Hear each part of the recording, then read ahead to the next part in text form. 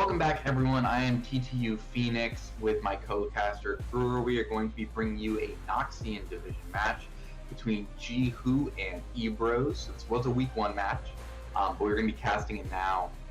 But it's new to me. I haven't seen it before, so I'll find out as we go. On GWho's side, we have the Ash, Pornstar Evelyn, Why So Serious, AD Curry, and 38 Inches. And on eBros, we have a Jelly Roll, Scrambles, Thunderstorm, Duvranga, and Suka Time. Unfortunately, we do not have the pro drafts for this game, so I'm just going to quickly run through what the picks were. Oh, we do have the picks. Excellent. Yeah, I mean, looking at the pro draft, I love, GWho, they went for the early Thresh first pick, obviously a comfort pick for them. But after they banned out 3 supports, they banned out the Yuumi, the Lux, which mid or support, and then the Pyke. Then they go for the Thresh. They're feeling very confident about that. eBro looks for a quick answer with Nautilus Tristana. I mean, it's a very strong lane, and you're threatening at that point. You're telling GWho, you better be careful which AD carry you pick. And they rightfully so go for an Ezreal, something that can, be kind of safe, can dodge out on the hooks. Then you see a Set coming through, which I think is always a fairly safe blind pick in the top lane. Kind of tells you don't pick a tank into me if you want, but then, eBro goes for the Zac, and we saw in our last game, if you were watching, just how powerful a Zac can be, especially if he gets tanky, especially if he can get some engage, especially if he has follow-up engage, and with the Nautilus, with a Gnar, and with an Aatrox, I mean, it's easy for them to just, keep pressing the fights, and, but now you're looking at it and you're saying, well, Aatrox, yeah, they're running Aatrox mid. I'm excited to see how that works out. I think it's a nice pick because they went for it as kind of a blind pick, and then after they saw that GWho picked the Syndra is when they decided for that to ultimately be their mid laner. But I guess they still could have flexed it had they decided they wanted something else mid. And they round out their comp with a Gnar. But I think you're looking at both comps as being, especially eBro's side. I mean, a Zac, a Nautilus, a Gnar, an Aatrox. I mean, they're looking for team fights. And GWho probably won't shy away either, having the set ultimate, the Warwick ultimate. So this will be a pretty scrappy game. So one thing I find interesting is I like the Yuumi Lux Pyke bans followed by the Thresh first pick, because that says to me that GWho intended to pinch the support pool and was probably trying to channel it. They were like, look, we're going to ban these champs that we know you play, and we're going to pick Thresh. I wouldn't be surprised if they expected the Nautilus pick and were perhaps even trying to get it because they felt like they were well prepared to handle it, or that Thresh versus Nautilus was a favorable match for them. One thing I'm noticing on eBro's side is they're very single type damage. Tristana, Aatrox, Gnar, all primarily physical damage dealers. Nautilus is a tank support, not really a damage dealer outside of the early game. Zac has good base damages for a tank, but he doesn't really require heavy MR itemization to defend against. So the Set, Warwick, and Thresh can all pretty safely prioritize armor as their primary defensive stat with maybe a little bit of MR and be just fine. And so if eBro's not ahead, I feel like they could definitely struggle to do sufficient damage. Whereas, Set, physical, Syndra, magic, Warwick and Ezreal both do a fair amount of both physical and magic damage. And so eBros are going to have a harder time itemizing defensively. So I think that it will be very much a question of whether the frontliners are ahead and how well they itemize in this game. Yeah, I think builds will kind of tell the story of this game, and it'll be interesting to see what kind of itemization eBro, I think, especially looks for. Does the Tristana just do a full crit build? I think you can go for like a Blade of the Ruined King first item kind of build on her sometimes. Maybe she thinks that might be good this game. If you think the Warwick and the Set are just going to tank up. It'll be interesting for Warwick to see, because like you said, there's not a ton of magic damage on that team comp, but it's Warwick, he wants to get that Spirit Visage pretty early, so I'll be interested to see if he delays that, what he does with that, because I'd expect it to come out. Yeah, I'd expect it to come out, but possibly delayed a little. One thing I like about Warwick when I play him in jungle is his builds are very flexible. Like you've got your Titanic Hydra, your Cinder Hulk as your core, but after that, as long as you're building various tank items, you have a lot of flexibility in what you build and how you adapt to the situation. So I'm interested to see how G2 chooses to itemize and where they choose to go with that. So I think we're ready to get into game. and see how this plays out. So for those, if there's anyone watching who's new to our format, teams do play a 2-game set, and they switch sides. So for the next game, they will switch and be on the opposite side of the map.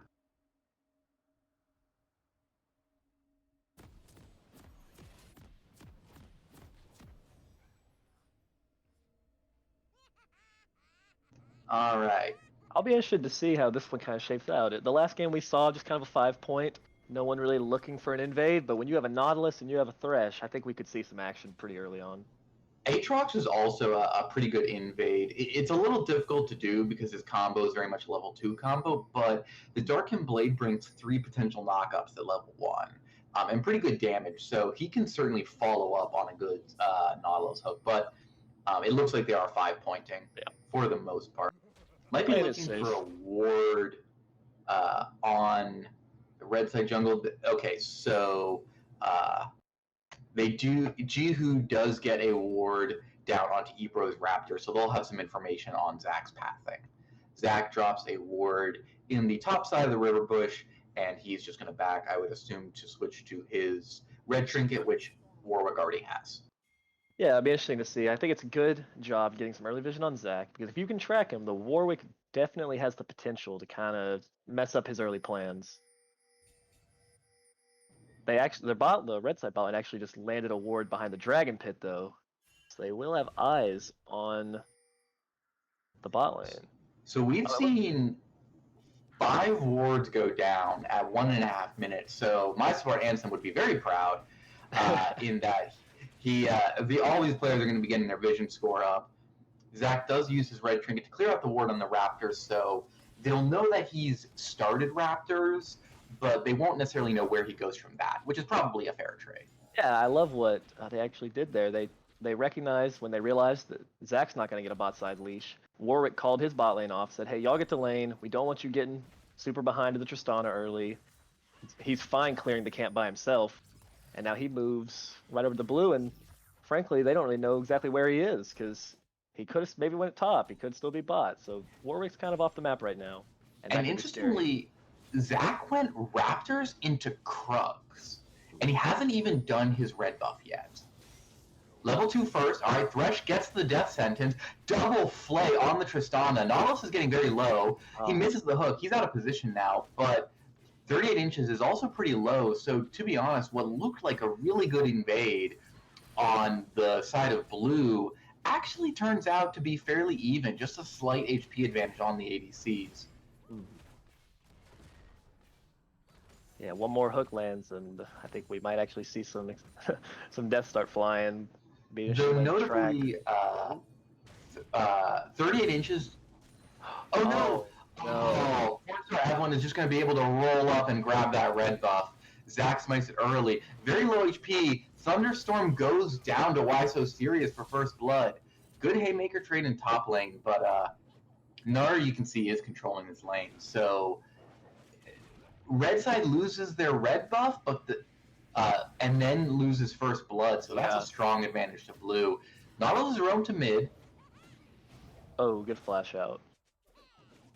Yeah, and Nar successfully uses the hop. He bounces over Warwick, and at that point, if Warwick had feared him, it would have just pushed Nar further away. And the Ashe was not in range for the face breaker, so nothing comes of that game.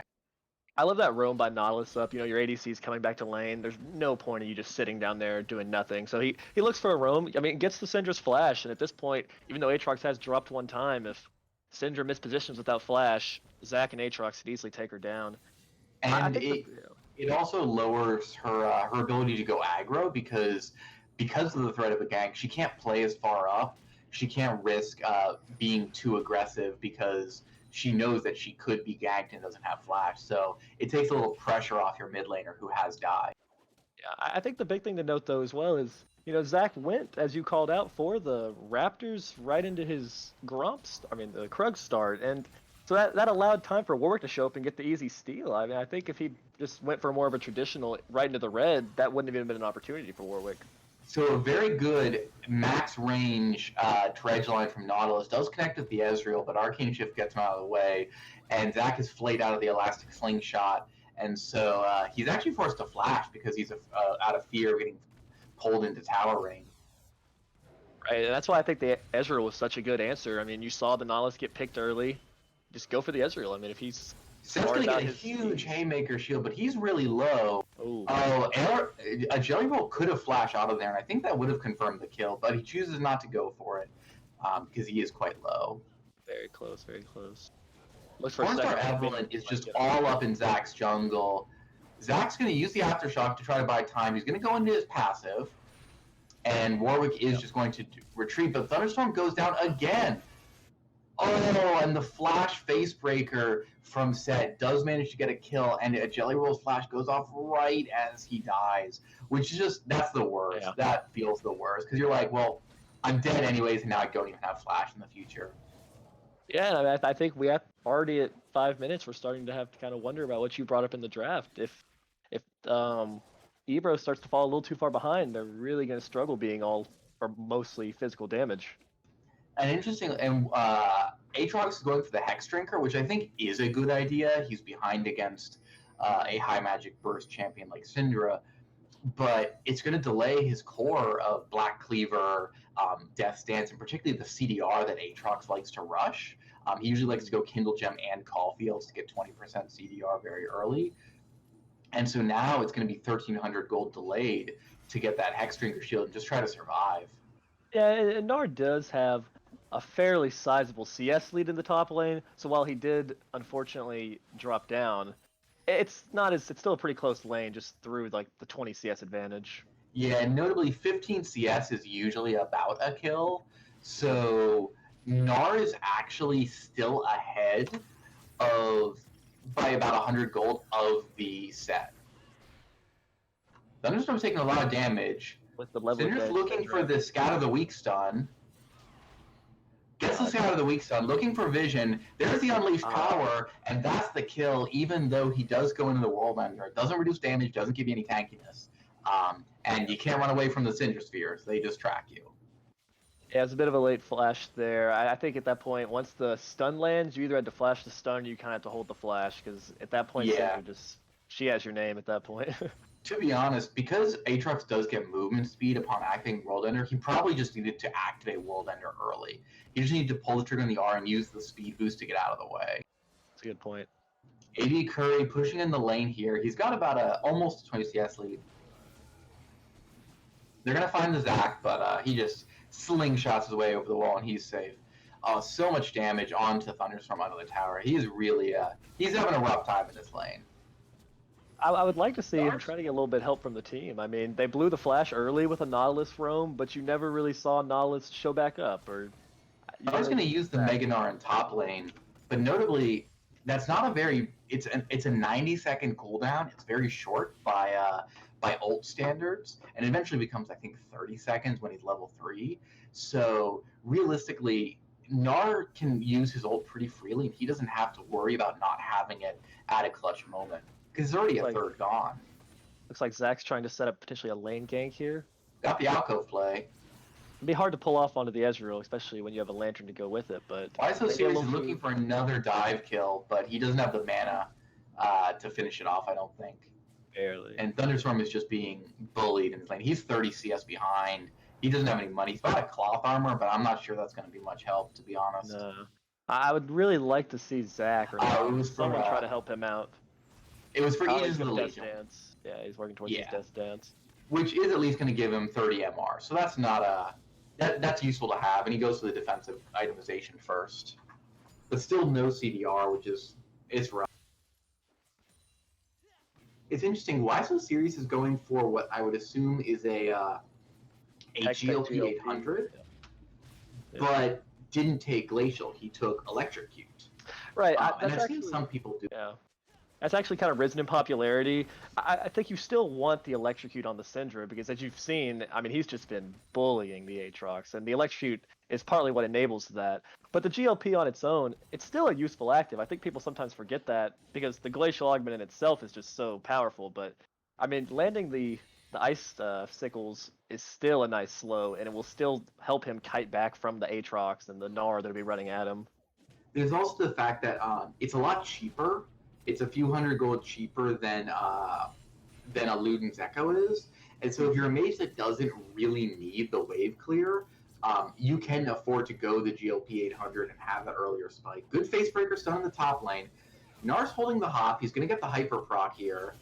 Seth's looking for the haymaker. He doesn't get the sweet spot, but that's still good damage down onto the Gnar. Gank on the mid lane. Syndra takes 2 of the Dark and Blade. She's going to get hit by the Q3, but a good scatter of the week. Fear out of the Warwick from Primal Hal. They burst the Zac, but he still got his passive available. Aatrox is going to try to run down the Syndra, but he is going to take out Pornstar Evelynn as a consolation prize. That was a great scatter of the week, but I mean, in the end, I mean, you see what happens there. If Aatrox gets the chance to actually fight with his ultimate going and doesn't just get one shot, he can start sustaining through the fight and start putting out some meaningful damage. I wonder if it was a misclick, because I think the Unleashed Power there would have killed. Oh, he's running the Haymaker. Gnar could totally go in on this, but Seth does have the Showstopper. But yeah, I think if the Unleashed Power had been on Aatrox, it might have been a kill, but it went onto the Zac. Flash Facebreaker, it does not connect again. Gnar's huge damage from the Haymaker, Showstopper over the top, the RKO out of nowhere. Good scout of the week. Zac looking for the stretching strikes, long range, he gets it. Darkin Blade 2, Deathbringer stands, but Auto with the revolver shot. Why So Serious just gaps him up. Wow. Zac's forced into the passive.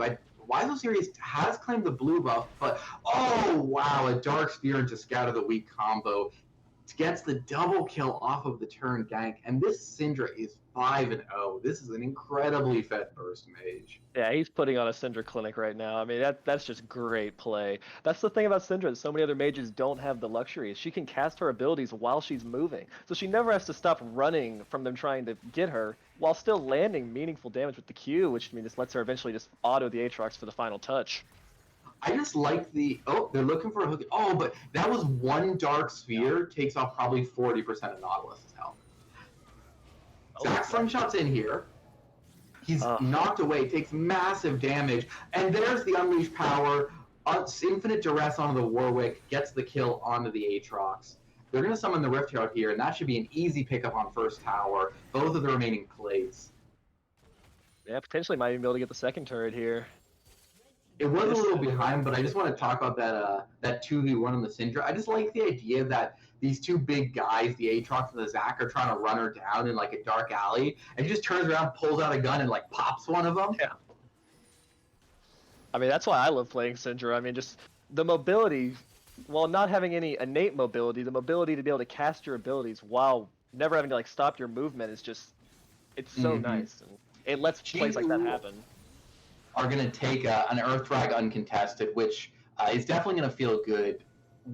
You've got Bruisers in the side of Warwick and Set, and Thresh is a kind of a Bruiser support. He's not as tanky as other tank supports, so that extra bit of resist to help them frontline a little bit better is just going to feel real nice. And Syndra stole the blue buff and then was looking for a dive. They did catch her out on the ward.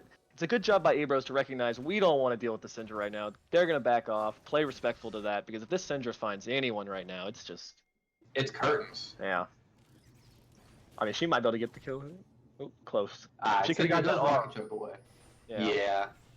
At this point, a QR is enough to kill just about anybody, though. I'm curious to see what the Warwick builds. Pornstar Evelynn does have a dagger. Usually you see Cinder Hulk on Warwick, because he's more of a tank than he was pre-rework. But it could be Blood Razor, it could also be Wit's End or Bork potentially. Oh wow, alright, Why So Serious is just like, hey, I'll take some free money. Picks off the Aatrox with the Unleashed Power. 701 Syndra, Hexed out GLP. I'm curious to see what the second item will be, but whatever it is, it's bad news bears. Yeah, this game is starting to, it's kind of snowballed out of control at this point. I mean, they have about almost a 6k gold lead at not even 15 minutes. It's looking pretty scary. I do think, you know, if eBros could find a way to slow it down. But, Why So Serious does not quite claim the kill on Sugatime. Doomerang is really low. Ducking and dodging, but the Arcane Shift off of the Essence Flux does claim the kill, and they should get this tap. Yeah, I mean, he's doing a great job. I mean, you saw he found the kill onto the Aatrox once again in the mid lane, and then instead of just You know, Zach twiddling his figured out the thumbs over there. He looks slingshot. for the roam. He's gonna let's bounce. He's stunned by the scout of the week, and just kaboom out of the Syndra. Yeah, yeah. Why so serious is just playing great. I mean, he won his lane, and he's not just sitting there. He's not just I'll just push mid.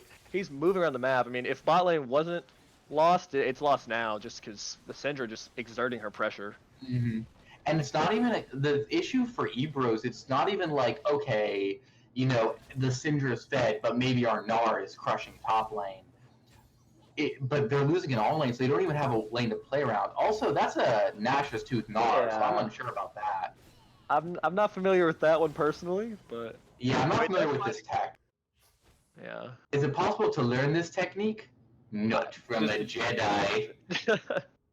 You know, maybe I think maybe the W is AP damage, so when he gets that third auto, it can proc for a pretty big hit, and they do get the kill on the set, which is a nice like bringing it back. His ult and his W do have an AP ratios, but I'm not sure that's what they want here. Maybe he's going for an attack speed build, maybe like into the Gwinsu's next, but yeah, like I don't mind the press the attack on Gnar. He's very basic attack. It gives him lots of bullying power. That's a Nash's Tooth, but that also means he's kind of committing really hard to a split push build.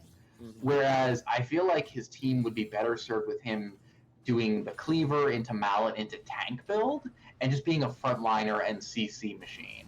Yeah, and still having pretty good damage. He'll struggle to split push because I mean, if the Syndra just wants to match him, and she ran teleport this game, so she has the ability to match him. And if he's going for an attack speed build, Syndra will just kill him as easy as she's killing the ADC. Yeah, he has he has Ninja Tabby and no health, so he has no defenses whatsoever against the Syndra, who's already got a Morello. So she's got 33 magic. So she's basically doing true damage to most squishies. Tristana has exactly 33 magic resist, so she is doing true damage to Tristana. Tristana gets no defense whatsoever against Syndra's damage. Gnar has more when he's in Mega form, but not that much more. Nowhere near enough. I love the itemization. I mean, just going Morello's, it's a pretty common second item, and there's been some debate about if it's the best second item, but this game it's without question. I mean, they're into the Aatrox. I mean, he doesn't even have Death Dance yet, but the healing Aatrox will get will be negligible. Yeah.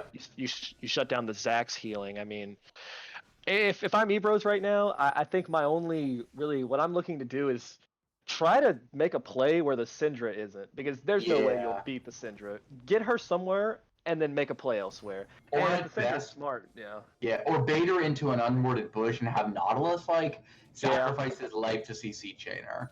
That is the thing about Syndra, is they do have the CC. If they could land a lot of CC and combo it before she got anything off, you could still kill her, but it's going to be hard to do. Yeah, and so they've lane swapped the bottom lane for GWho up to top side, which I think it makes sense.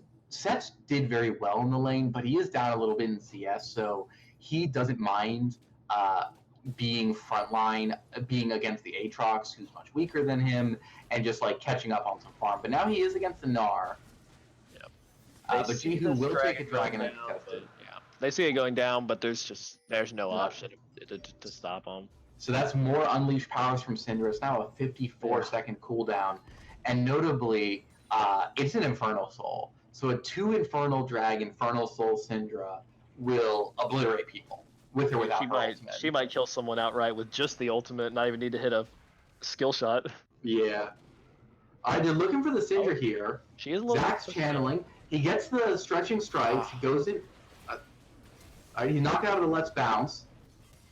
They're looking for the damage, but the backline can't step up. If Tristana walks up, she's so at risk of dying. Flash hook, they get her. That should be a kill. They do claim the 1,000 gold shutdown. And that's big.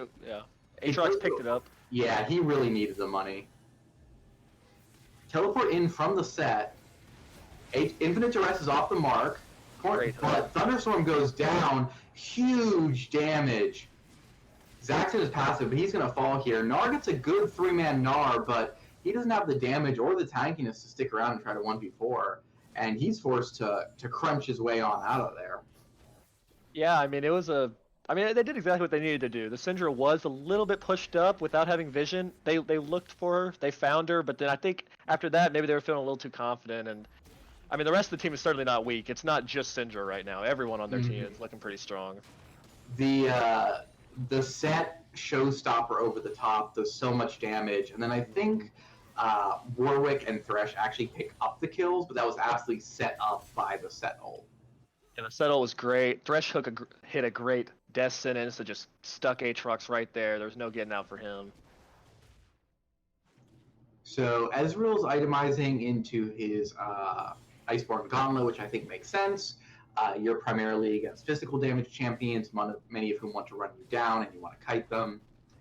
GWho is looking for this top tower. They should claim this pretty easily. Yeah.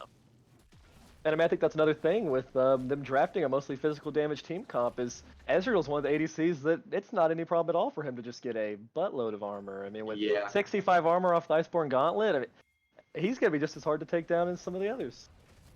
Yeah, he's got more armor than the Warwick has. They're going to try to collapse on the Ashe here. Yeah, he's going to haymaker, but this is just buying time. He's toast there. So they do pick up a kill. I think he may have had a small bounty, but I'm not sure. I mean, it's nice. They're doing a good job finding kills where they can, you know, looking... Wild Series is overextended, but Duranga is exploded by the Unleashed Power.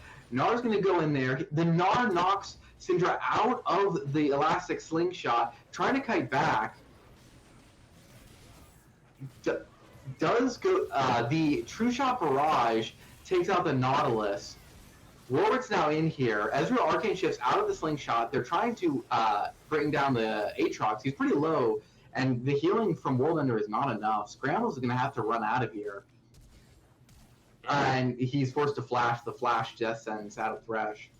Yeah, AD Curry comes through and gets that triple kill. I mean, that was a great job by Syndra, like, buying so much time. I mean, she's in, like, a 1v4. I mean, you'd think there's no way they don't just take her down, but lands one or two abilities onto the Tristana, and that's all she needs to just instantly kill her. And then she just buys so much time, and the team shows up. She eventually falls, but, I mean, Ezreal just gets an easy cleanup. And to me, that looks kind of like a bit of nerves. I don't want to say tilt, but nerves out of eBros, in the sense that it's probably like, they see Syndra alone and someone's like, Syndra, get her. And then they're all just like frantically trying to get her because they're like, we won't have much of an opportunity quick before she bursts us. And so if they were a little calmer, the combo might have gone off a little better and Syndra wouldn't have gotten as much time to cast and been able to trade back as effectively. Yeah, it's not a terrible idea. I mean, I don't think you can outright call it a tilted play. I know what you're saying. Like, it's right. I think it's the right play, but it's just, you know, Tristana's probably feeling kind of safe. I mean, she has her rocket jump, she had the ultimate, but Syndra just presses the arm. It's a point-and-click ability, and it just is enough almost on its own to just take her down. Yeah, I think that was like one Dark Spear into Unleashed Power. Like, I mean, she almost has the Rabadon's completed, and at that point, I mean, it's looking kind of grim. It's wraps, folks. Infernal Drag is coming up, so GWho are going to be backing to try to secure that. Zach is actually looking for a Leandries. I mean, at this point, I mean, maybe you try it just because maybe you can blow someone up with a bunch of CC and damage, but, I mean, the teams are going to be tanky. The first Arcane Blade's off the mark. She's going to eviscerate Zach with the Unleashed Power. They're going to try to run her down, but the Showstopper comes over the top. Aatrox is stunned by the Facebreaker. The Knuckle Down takes out Aatrox. They're going to take out the Nautilus as well. Just the CC is not quite on the mark on the Syndra. She uses the Scout of the Week very effectively, and that's 3 kills to none for GWho. It should at least be an inhibitor right here. I mean, that just shows. I mean, when you itemize kind of AP on Zach, you itemize AP on Gnar. It's just no one can stand up to the Syndra. There's no one that can even buy you time. Gnar's trying to get into Mega Form, but he's not able to build enough courage. Tristana's forced to rocket jump out. The Ashe and AD Curry will be able to get this inhibitor, while Pornstar Evelynn on the Warwick is just doing the Infernal Drag. So that's 3 drags to none in the side of GWho. They're 15k up, 15.5k. Like, they're absolutely... This is, as the pros casters would say, this is no longer eBros' game to win. It is GWho's to lose. Yeah, they do a good job on their way out. I mean, they take the dragon, they take the jungle. I mean, they're just starving the enemy team right now. And notably, well, we've been talking a lot about Syndra, but AD Curry is quietly Yeah. 705 on this Ezreal, like 700 gold bounty. Yeah. Working on his Blade of the Ruined King, might have it here. Oh, he 100% has it here. He is like 3.5K. Yeah, I mean, at this point, it's kind of gotten to the point where it's, hey, even if we do manage to get that perfect combo onto Syndra and knock her down, it's if you use everything to kill Syndra, you're never going to touch the Ezreal. Yeah, you can maybe burst one person, and to be honest, Syndra's probably easier because Ezreal can shift out of the Nautilus comp. Right, but I mean, if you've used the Nautilus ultimate onto Syndra, then there's nothing to get onto the Ezreal because he can E-dodge everything else with the Arcane Shift. Yep. They're squaring up around Baron, trying to clear out the jungle, get some vision control set up. Yeah, Nar's an Oblivion Orb. This is very much an AP Gnar, and I don't know if the results have really borne it out. I don't know if the proof is worth the pudding here. Yeah, I don't want to be too results based because I mean he had the CS lead, and I think were this game a little bit closer at this point, and he actually had the opportunity to. They're going for the Syndra. Death Charge is off. She is caught out and surrounded by 4. Yeah. That is a kill for Duranga. But onto the. But notably, Syndra doesn't have a bounty. Didn't have a bounty at that point. They're going for Baron. It is going to be a little slow because Thresh is obviously not bringing a lot of damage. Ezreal's Baron DPS isn't the highest. Seth's teleporting in. Teleport out of the Aatrox, so we're going to have a fight here. It is a 5v4. Syndra's still dead. They're looking for the engage. This is their opportunity. Death Sentence onto the Aatrox. He's forced to flash out. He gets caught by the Infinite Duress and goes down. Huge gnarl. Showstopper dunks onto the Tristana. Wow. Huge haymaker. Zach goes into his passive, but he'll soon fall to the Warwick in the set. Just, the Ashe goes over the top, smacks Tristana with the giant, Sasquatch, ogre, no Yordle thing. Wow. It's a massive haymaker that does so much damage. And it looks like, at first, GWho at first had a decent pick on Aatrox, but then they go in and Aatrox doesn't quite die, and so it looks like it might not be quite over, but even without the Syndra, the rest of the team is just way too ahead. Yeah, I think that really showed a little bit of miscommunication on eBros' side because they pushed them off the Baron, but then you had Aatrox kind of posturing to either hold. Like he wanted to fight, yeah. But Tristana was solely just hitting the Baron right there and lost a lot of health to the Baron, which at that point the team fight. Oh, that's a huge Zach Elastic slingshot, but Scrambles has no passive here. I think he's going to go down. He does. Farnstar Evelyn does go down to the explosive charge. AD Curry's trying to kite back. Aatrox and Gnar are just so squishy. They get the pull, but it's 4 for 2. Tristana's up, but this is a 10-0 Ezreal. He's really like... Oh, the ultimate. Oh, yeah. The Unleashed Power. So, GWho's going to claim the first game. They're going to finish off the Nexus. So game 2, I think we ban Syndra. Yo, 100%. Especially when the Syndra was confident just blind picking it. I mean, if they're blue side this game and I just played like that, I'm first picking Syndra. I mean, you have to ban it, I think. Because it's not even that they didn't get a matchup they liked, because they could have flexed the Aatrox top. So, I mean, they opted into the Aatrox into Syndra. I think you have to ban it. Yeah, I absolutely. I think you have to. I think the rest of the picks were good, but I don't think they were unbeatable. The only thing I would maybe do is look to draft a stronger early game jungler, so that the Warwick isn't just constantly invading your Zac, but like the Gnar had lane control against the set, which is expected. Gnar is very good into melees, and Tristana and Nautilus were fine in bot lane. Like that's a strong bot lane 2v2. Tristana scales very well. Like it was just that the Aatrox into Syndra was so one-sided of a matchup that the Syndra really just like caved in mid and then rotated bot. Yeah, I think if I'm eBro, I think your option here is because bot lane and top lane were both going. I mean, it was fine in isolation. Had the game not snowballed, I think they would have had a better chance. But I think you have to draft a powerful, you have to draft a powerful mid jungle because you don't want to leave your mid laner stuck in that 1v1 again, regardless of the matchup. I think you have to pick a jungler, unlike Zach, that can just like almost hold the hand and just like make sure he can get through that early game. You need someone who can babysit the Aatrox if you're going to have that poor matchup. And like Zach is just not strong enough early to really camp the Syndra early. And as we saw, if Scatter the Weak isn't on cooldown, it's very easy for Syndra to use it to deny the engage. I think we're going to take a short break here as we load up the VODs for Game 2. So we will be back in just a moment for round 2 of GWho versus eBros. This time eBros will be on the blue side, and they'll be looking to try to get one back after a very decisive first win from GWho.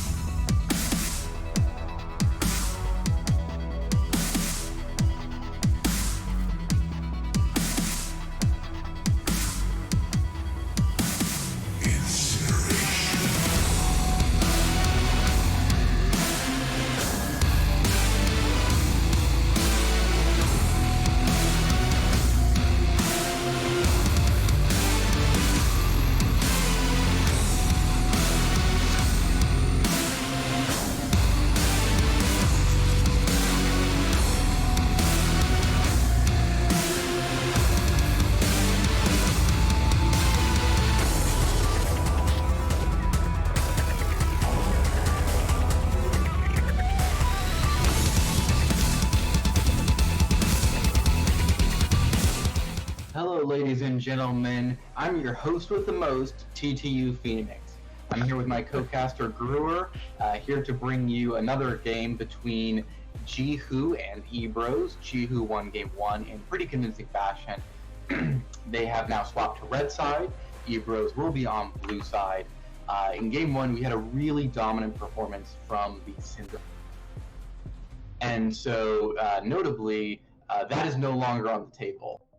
Yeah, bans between the games stayed identical, except they opted to ban eBros opted to ban the Caitlyn, or opted to not ban the Caitlyn, and instead ban the Syndra, which I think that's pretty expected. The Syndra just you do not want to face that again. So, but then they first picked the Caitlyn, so I mean I think that shows they didn't want to play into it, so they said, we can't afford to ban it, so we'll just pick it and play it ourselves.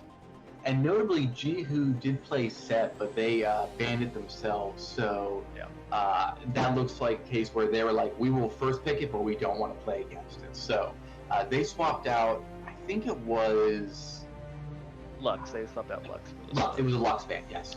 Thank you for reminding. They swapped out the Lux ban for the set ban, and they first picked Nautilus, which they ran the Thresh last time. So this time the supports are the same, but they will be mirrored. With the opposite teams playing them, and they go with Ornn. So again, a really good front line, great tank line from GWho. You've got Nautilus, Ornn, Amumu, all phenomenal engage tools. Veigar, looking at the comps, GWho's comp feels very foolproof. You have 3 hard engage frontline tanks, and you have 2 very safe carries. Xayah with her Featherstorm to make herself untargetable, and GWho having Veigar in the mid, whose cage can give him a lot of safety. Yeah, they have engage, they have like the peel for themselves to the cage and the Xayah ultimate. But I do like what eBros did with their draft. I mean, they got the Caitlyn, so at that point you're automatically saying we're probably gonna be winning bot lane. Like it's hard to find a lane that can stand up to the Caitlyn. And then they blind picked GWho blind picked the Ornn, so they went for the Darius. I mean, they didn't opt into like a Maokai or a tank v tank. They said, hey, we're just gonna try to beat you. We're gonna pick the Darius, and there's an opportunity for them to do that, especially when they eventually round out the comp with the Nunu, who will definitely have more early gank pressure than the Amumu, or the Nunu will have more than the Amumu. And I like that, because we mentioned after the last game, we wanted them to have a jungler, unlike the Zac, that could help out the lanes earlier. And I think the Nunu does that, especially when the Nunu will have most of the pressure. Mid lane this game won't be anywhere near as volatile. Victor and Veigar are both fine, just farming. They're farming, yeah, they're farming champs. And the Nunu really can't gank the Veigar if he's holding onto his cage. I mean, you just drop that down and Nunu kind of gets stuffed. So that'll be hard, but I want to see Nunu's attention getting this Darius ahead or getting this Caitlyn ahead, because I think you're right. I mean, if this game goes late, 5v5, you have to favor GWho's comp. But if eBro can get the snowball going, I give him a pretty good chance. Get the snowball going on the Nunu, am I right? Literally. Though I do think there is some potential, because Nunu can release the snowball and have it still hit someone, so if they play it just right and Veigar's a little slow on the cage, there's still gank potential there. And I do like the Darius pick. I think that eBro's top laner, a Jelly Roll, the AP Gnar was a little weird. It frightens me a little bit.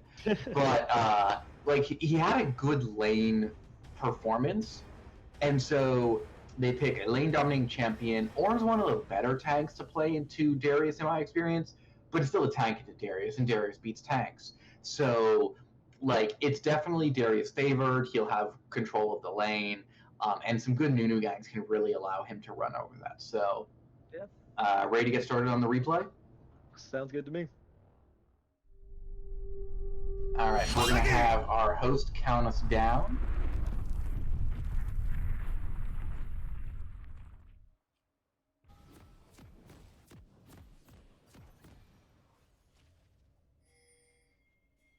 And we are in game, folks. We are rocking and rolling. No seatbelts here. Looking at runes and masteries, it all looks pretty standard. The one thing that jumps out to me is Veigar's starting items. I think Why So Serious is kind of trying to flex here. It's taken no potions, has taken a Sapphire Crystal and a Fairy Charm to get what I assume is a tier as fast as possible. I don't hate it, but I definitely don't love it. Yeah, because notably it means that he has no health, he has mana regen, but he has no AP, so he doesn't have actual extra damage for wave clear.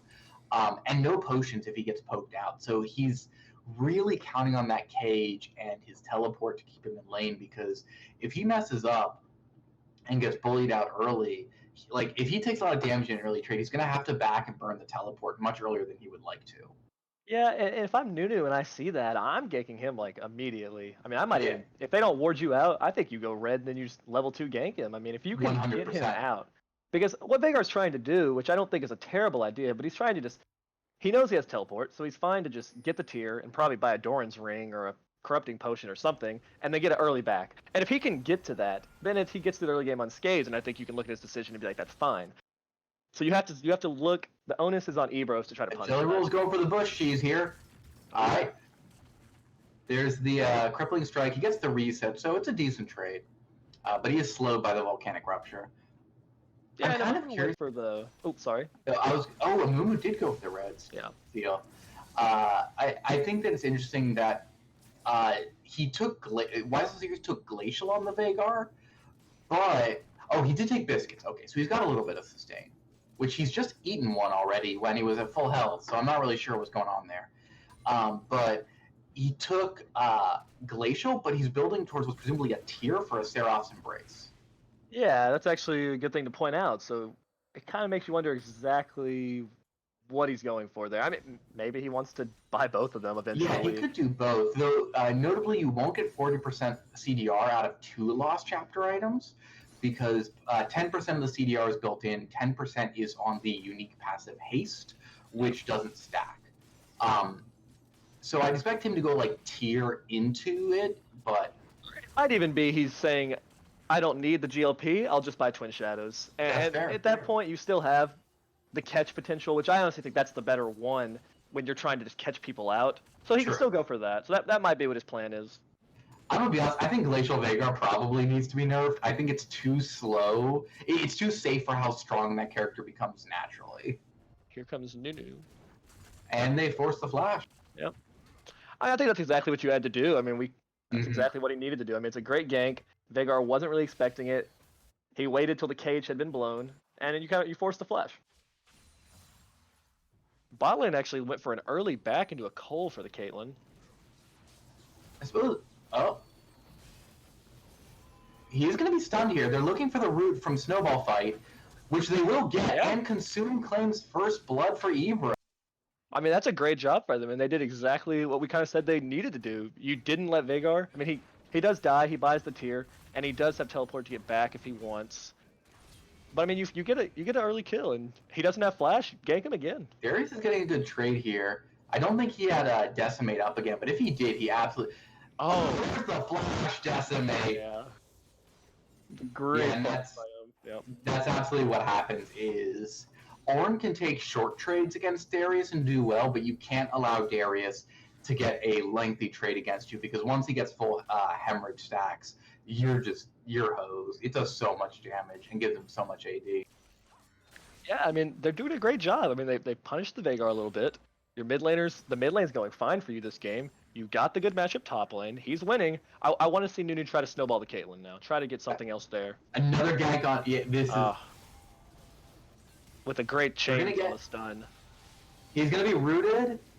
Yeah, there's the death ray over the top. Darius teleports in. I don't think it's necessary, but the apprehend, I believe.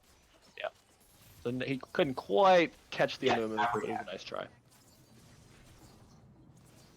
But yeah, they punched the Veigar, and I really like putting Thunderstorm on the Victor, because Aatrox mid is kind of a you come home having stomped lane or don't come home at all type of thing. Like, if you're not winning lane early, you're in trouble.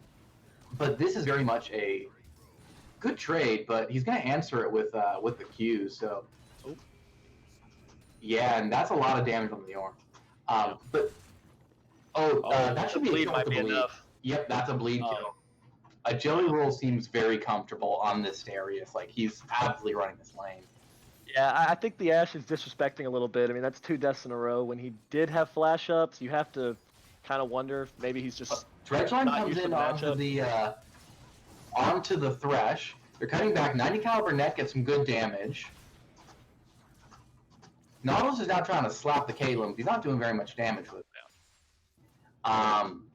Yeah, like I like the Victor because it's a good scaling pick, so he doesn't have to win early. He can just become a great late game mage and be fine with it. But I mean, right now you're looking at that and you're saying maybe we don't even have to wait to scale. I mean, he's doing good. Yeah. And he already got his upgrade on the Hex Core, that's when you really come online once you upgrade your death rate. The death rate. Yep, for the aftershock explosion. Yep. Bot lane CS notably is pretty even. A small lead for the Darius.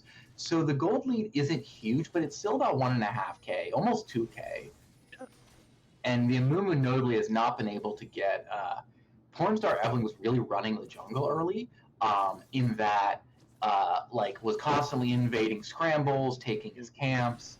But this time, Scrambles has had great early ganks, and he's had a little bit of CS, but not much. The snowball does time out. Grab onto Suga time. Thresh is getting very low. Amumu's coming in here. I think Scrambles is probably going to go down. He gets the consume heal. The heal does come out from AD Curry to save his support, and so bot gets traded back, unfortunately. I mean, that was a great job by AD Curry. Kind of once the snowball didn't land because it timed out, they kept trying to go. And if you're running into a Xayah and she has time and she has the foresight to set her feathers up, I mean, you see what happens. She gets the pullback, and it's tough. Yeah, and notably, AD Curry had a very good performance last game going. I think it was 10-0 on the Ezreal. So AD Curry getting ahead early is not really what you want to see here if you're eBros. Definitely not, especially when he's on another safe pick like the Xayah. We already pointed out, he didn't die at all last game. I mean, he might not die this game. Chaos Storm comes out. Veigar's quite low, but he is going to be able to run out. Yep. Notably, even with those 2 kills, though, Caitlyn isn't that far behind. Only about 300 gold, because she has a 10 CS lead. And remember, with Cole, she's gotten about 50 extra gold there. And we'll get 350 gold when she completes the cult, and then another 180 by selling it. So the economy, the kills are good, but the economy isn't that bad for Duvranga. He's really not that far behind. He's basically a longsword behind. You know, I'm excited to see once that Cole completes, once he gets, that big item spike on Caitlyn, he'll have an opportunity against the Xayah to very easily press the advantage, and he'll just have to take advantage of it. Because if you wait too long, I do think you're feeling pretty good as Xayah, but Caitlyn will have an opportunity. I'm curious what he's going for first with the dagger after Greaves. My guess would be Stormrazor, which doesn't offer as much scaling as the first item Infinity Edge, but it's a lot of good mid-game power with the slow. Like Headshot Stormrazor slow is a great pick tool. Certainly. So GWho are once again posturing for Dragon. They have the vision control, having Words Tri-Bush. I think they're going to trade. eBros, Nunu is doing the Rift Herald. It's very easy for Nunu to do Rift Herald. He claims that objective. And notably, GWho have not pulled the trigger on the Dragon. They're going to go in. Imumu Bandage tosses in. The Dredge Line is off the mark. They're going to try for the Death Sentence, but it doesn't hit. And so GWho has actually wasted a fair amount of time. And they are going to start the Dragon now. It looks like they're going to be able to confirm it. Nunu's farming his top side. Yeah, they should get it. Nunu, after getting the Rift Herald, chose to kind of stay up in that area of the jungle. So it does still... They get a free Dragon pretty much still. An Air Drag is good, particularly like Ornn, Amumu, Nautilus. All of their ults are very powerful engage tools, so extra ult CDR there is very nice. Veigar ult, obviously, very scary. But I think being like, all right, we're going to sacrifice the first Dragon, we're going to get the Rift Herald, is not a bad trade. Oh, definitely not. I mean, I think sacrificing the first Dragon for the Rift Herald can sometimes be a better trade if you can get a good Rift Herald play. And when you have the 2-0 Darius, who bought Swifties and is looking for the Blade, if you can knock his turret down and get him some plate gold, if you can get Caitlyn the plate gold... They're going in on the bottom, but Nunu's there. Absolute Zero does so much damage. 38 inches is going to go down. Yep. Amumu's down here, but he's just going to have to play defense. He does have Curse of the Sad Mummy available. And so without the Amumu ult, this could be a really good fight. But he gets caught by the Yordle Snap Trap. He fires off the Curse of the Sad Mummy, but he's going to go down. Nunu does go down. Sugatime's got to run for his life. He's very low. but the headshots are coming out for Duranga, and he's chasing down AD Curry, who's forced to retreat under his tower. He does have Caitlyn Ultimate still, but he knows that Xayah still has Featherstorm. And meantime, same stuff, different lane, Ornn dies to Darius. Darius has gotten now 3 plates. They haven't used the Rift Herald, but Darius might not need it to get this first tower. Yep, it's a great play by eBros to look for the bot lane play. I mean, it's smart. They get the kill. They get 2 kills. But you have to credit AD Curry for having the mindsight to like still finish up the Nunu, because had Nunu stayed alive right there, they probably just dropped the Rift Herald. But you denied 100%. them that opportunity. Nunu has noticeably completed his Cinderhulk already. He's building what I would assume is Merc Treads, which is a good idea. There's a lot of CC on the side of GWho. Amumu notably picked up the Catalyst of Eons, presumably for mana, for an Abyssal Mask. I like it because Ornn can upgrade Abyssal, and it's one of the better Ornn upgraded items. And he can't upgrade Cinderhulk, but it's going to delay his Cinderhulk, which is a huge spike for Chang junglers. It's a lot of damage. It's a lot of clear potential. So I would say that Nunu is probably doing more than Amumu right now, except maybe in raw health numbers, where I think Amumu is ahead. Right. Yes, he is. The Rift Herald is going to come down bot. Blade Caller comes out to root it. It will go down, but it picks up, I believe, 3 plates. So that's just a good chunk of gold onto the Amumu and the Nunu. Admittedly low econ champions, but it's free money, guys. Yeah, you take it where you can get it. Amumu's actually behind Victor here. Yeah, Victor, he's going for the play here, but he may have greeted a little hard. He cleanse flash, very well done. Yep. He throws down the gravity field, recognizes when cleanse out flashes the cage. Nunu snowballs into mid, but gets stunned up by the event horizon, takes some damage, but Veigar's not doing very much damage at this point with just the Archangel Staff. And with the Null Magic Mantle and... AD Curry... Okay. Duranga was alone, and Nautilus ult, Flash, Exhaust are on cooldown. So, with Thresh roaming up, they just hard engage. Yeah, it's smart. You realize, hey, this guy's kind of standing up by himself. He doesn't have Flash, and you have all the stuff for Nautilus. I mean, it's a good pull-the-trigger play. Mm-hmm. Victor's now coming down here. He has no summoners, but Chaos Storm is available. Nunu snowballs in. Great hook. Good hook onto AD Curry. Gravity Field comes down. Chaos Storm. Absolute zero. Like, ice and lightning. Very, very frightening. That's 2 kills for eBros. You got to give him credit right there. That was an amazing death sentence. Great follow-up from the Victor and the Nunu.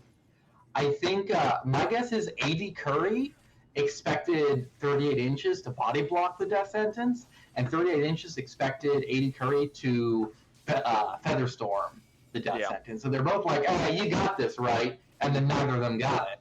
And they did a great job not giving him a second option. Like, once he got hit by one thing, they just, no chance to get out. We actually missed, though. Darius got solo killed by the Ornn. Yeah, my guess is, notably, Darius, his ult is not on cooldown while Ornn's is. Darius doesn't have any health. The board build is incredible at shredding tanks, but if you're not hitting things to heal, you're not tanky.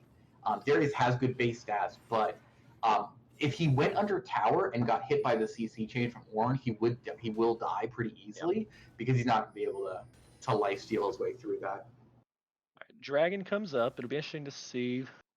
Amumu noticeably is in the top side of his jungle right now. And the Ashe on Ornn does not have teleport, and a Jelly Roll does.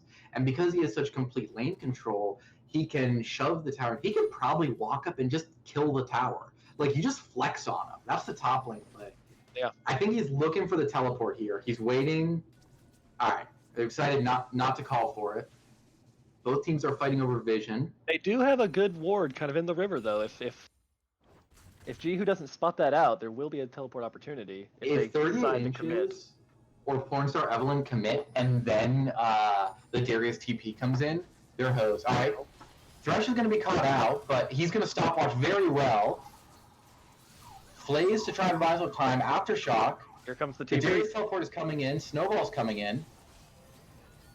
The Vigor's looking for the ult, but he's not in range, and it doesn't even get the kill. Sugatime absorbs the Primordial Burst. They're going to claim the second dragon for themselves. Like, all credit to Sugatime. He did a phenomenal job there buying time. He stopwatches. He flays to get the Aftershock proc. He's a little bit tanky with the Merc Treads and the Knight's Vow, like, and the Runesteel Spalders. He buys so much time and eats so many engage tools that then Nunu rolls in, and they win. They get one pick on the Vhagar and clean up. Yeah, if you're GWho there, I mean, you see that Thresh walking into a 1v4, and you're thinking, oh, this is free, just kill this guy. But like you said, he does a great job buying time, and then at that point, the TP comes in, and they're just having to bail, and Victor did a nice job not going too soon, kind of waited to bide his time on the side, and once he had an opportunity, he just started laying down damage. Mm-hmm. A Jelly Roll does see that Amumu's topside. He might actually be able to 2v1 this, but he doesn't want to try. And notably, Ornn didn't TP because it was on cooldown, but he got some damage on top tower but didn't take it, so top tower is still available. Yep. They're going to catch onto Pornstar Evelynn. The Skurtz's Mummy comes out, but he is rooted. Snowball, Gravity Field. He's forced to flash out, but I think Ace in the Hole will claim it. No, the Death's Ray takes it. Thunderstorm's like, I'm tired of getting pushed around. I'm tired of being pushed under my tower and losing lane. I am taking the kills. It is my right as a mid laner. Yeah, this is Thunderstorm's revenge right now. I mean, the whole team's playing great, but you got to credit him, you know, because he just didn't have a good game one. Kind of got walked around in lane, and good job for him, like staying in it, recognizing, you know, I can have a good game. I can win lane. I can beat this guy. Yeah, I mean, he did a good job not getting tilted, staying in it, you know, being confident in himself, and I like. You know, Darius was looking for the chase down, but Ornn's pretty tanky at this point. He's got a lot of armor. Yep. Oh, Darius taking turret aggro from the bleed. They're going to call the second Rift Herald. Notably, second Rift Herald does do more damage. This will probably kill this tower, or leave it at like one hit. So, there we go. They're going to claim it. Nunu's stunned up. He's caught out. Absolute Zero Shield is not enough. Good hook onto the Amumu, stops the engage. They're trying to kite back. Chaos Storm, alright. Flash forward, Dredge Line into Depth Charge. Caitlyn's exhausted. She's probably caught out, but there's not a lot of damage to follow up here. The Event Horizon from Vhagar does come out to trap her in, and that is 3 for 0 in favor of GWho at the expense of their mid lane tier 1 and almost mid lane tier 2. Yep. Thunderstorm is almost out of mana. He walks back into the cage. He's going to get picked off here. Cleanses, flashes, but he's forced to burn both his sums. And, yeah, that's a great punish. It's a great punish by GWho. Nunu got a little bit cocky there, walked up just a smidgen too far, and just they have the CC to kill you if they can chain it. Yeah, and he's building either Warmogs, but he's also got a Bramble Vest. I don't like the Bramble Vest here. There's not a lot of self-healing on the side of GWho. You've got, like, Grasp and the Catalyst passive for Amumu, and, like, maybe Legend Bloodline on 80 Curry, but it's not enough you need to really be concerned about yet, anyways. I would have liked to see a Spirit Visage here, or, like, a Randuin's Omen, just for more tankiness, because he's still kind of squishy there. Yeah. Definitely. I mean, he's at risk of dying. I mean, Darius is still at risk of dying. So I mean, they can all die if they get hit by the CC, and if anyone gets caught in the Vhagar cage, even if you are a 3-in-1 Darius, it's scary. So you got to be careful with your positioning, but I still like the position they're in. They need to pressure this advantage. They need to back the Darius up somewhere, or let the Caitlyn get a good siege. I mean, your Victor's 3-0-3 right now with Leandri's completed. Like, they just got to keep pressing the advantage, because if you wait too long, my only concern is Vhagar has the tier stacked now. Ornn items will start coming through. You don't want this to go too late. One thing is, I'd like them to send one person top just to claim the tower, because Ornn's at the point where he can wave clear very easily, and so Darius can't really, like, force the tower, but Ornn is not going to get the tower. So all you really need is to send one other person up there, particularly Caitlyn, just to shoot the tower, like, twice, and that's an easy bit of gold in your pocket. But the first Infernal Drag is coming up. Yeah, this will be big. Both top laners will have teleport, so I'd like to see how they play this out. So there's 4 control wards on the side of eBros. One control ward does go down in the pit from GWho. Veigar's looking for a potential pick here. Thresh is on his own, but he's not going to walk up. The vision control does belong to GWho. They've got control. Cage onto the Nunu. They're going to go all in on him, and he's bursted down with a huge stun out of Victor. Gravity field. He's hit by the death charge. They're going to try to pick off the Amumu, and he does go down to Sugatime's box. Ornn has teleported in. Darius has saved his teleport. He's walking in, so it's a 4v4. Both junglers are dead. The Ornn engage is coming out, but Darius just flashed into the back line, gets the dunk. Veigar's dead. Huge gravity field. Hook onto AD Curry. They're trying to get the damage on the ADC, but the Blade Caller is huge, and he's so low. The death rate does take him out. Caitlyn's now caught alone with the tanky boys, and GWho does come out on top. A really good engage, but they're very low, and it's going to take them too long to claim Dragon. So neither team is able to claim it in a 3-for-5. Yeah, I mean, I think the MVP of those fights was honestly the kind of supporting cast right there. Thresh did a good job getting onto the Xayah, forcing onto the back line, following up his Darius, but Ornn did a great job. I believe he knocked up into the wall, delayed Victor's damage. I mean, ultimately, Victor and Xayah both went down, but had Ornn not delayed the Victor damage, he probably could have killed Xayah and stayed alive.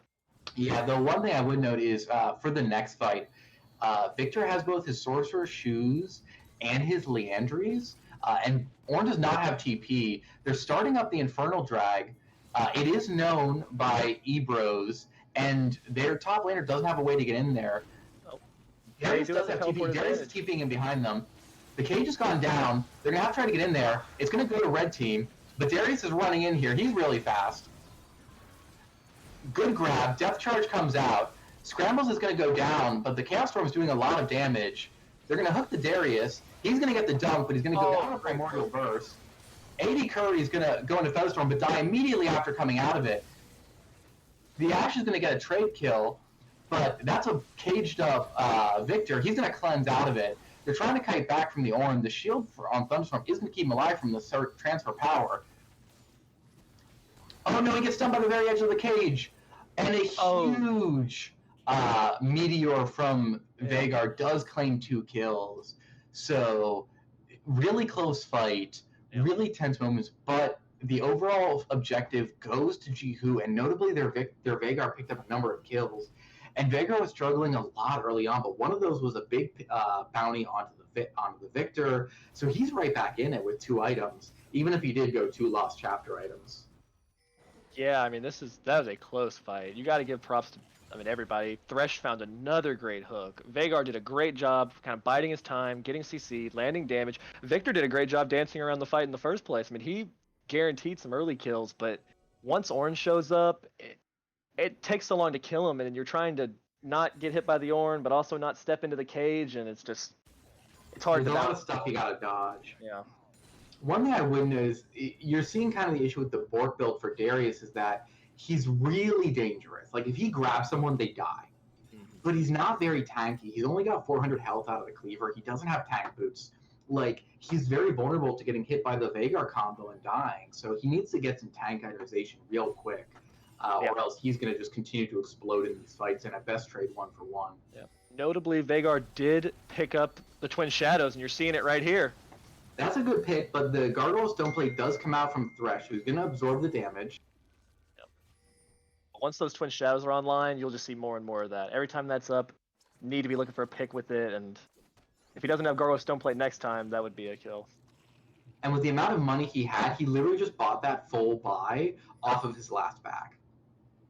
Ornn's pushing bot lane. He still doesn't have TP.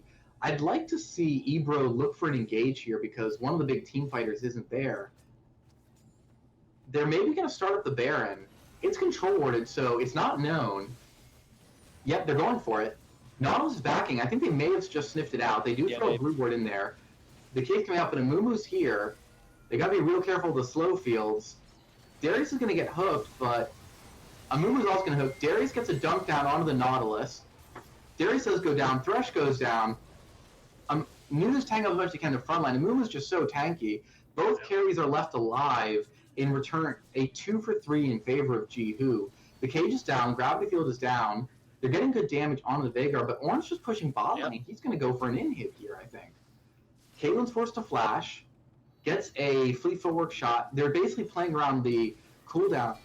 Oh. All right, they're going to force the Feather Storm out of Caitlyn. The cage comes out as well. The cage is on such a low cooldown, but Amumu is taking a lot of poke from these headshots. Caitlyn has a headshot primed. They're just buying time for Orange. Okay, Ace in the Hole is body blocked by AD Curry. But I mean, Orange just got a turret, and they did a great job buying time, like dancing around, not committing too hard, and they pick up the turret. And Orange still has teleport.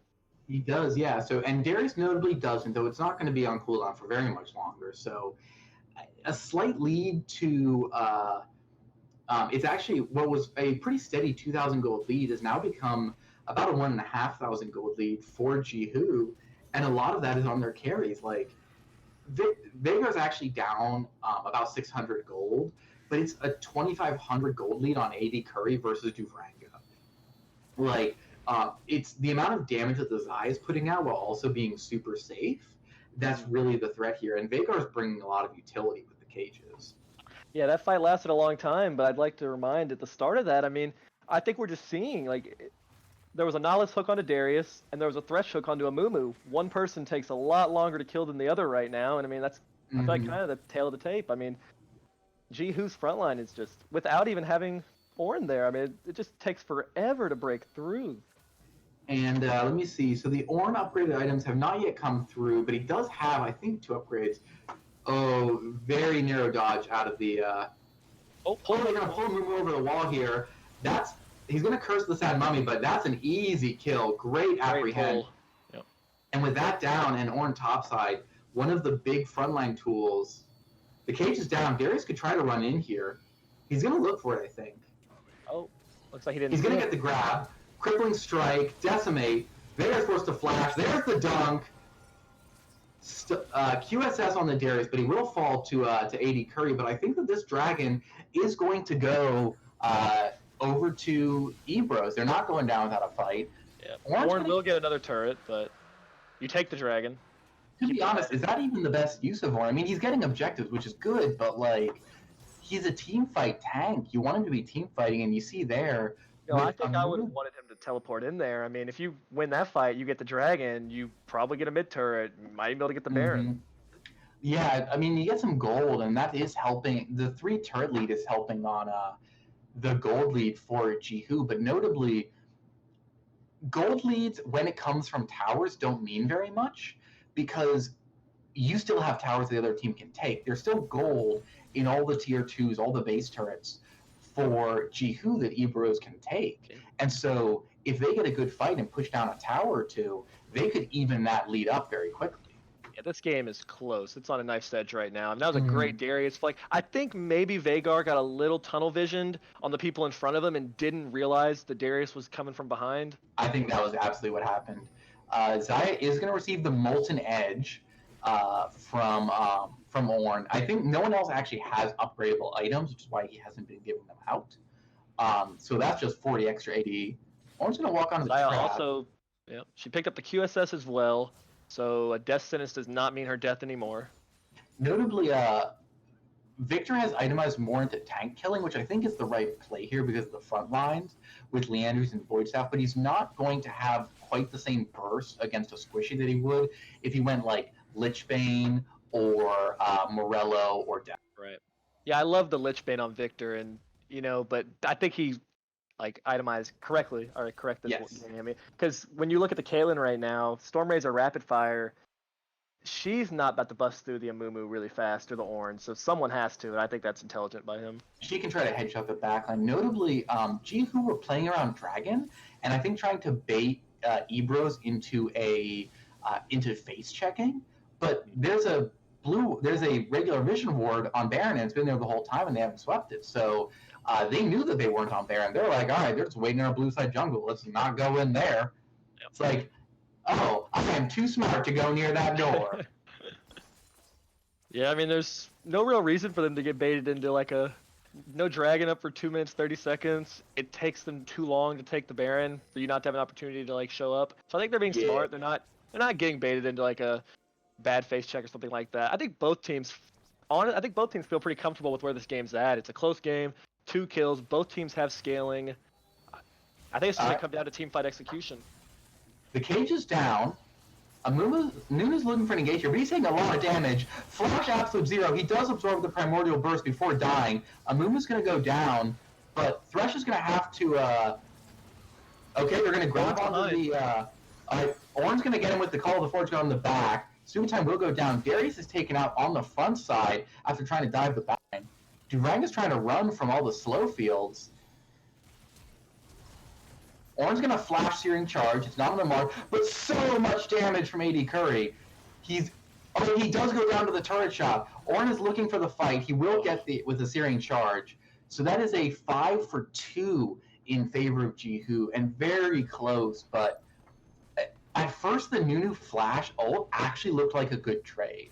He ate the Veigar ult without dying, and then they get a good pick onto a Mumu. But then there's the TP in. Okay, well, Nunu just chucks a snowball at Veigar and gets that kill.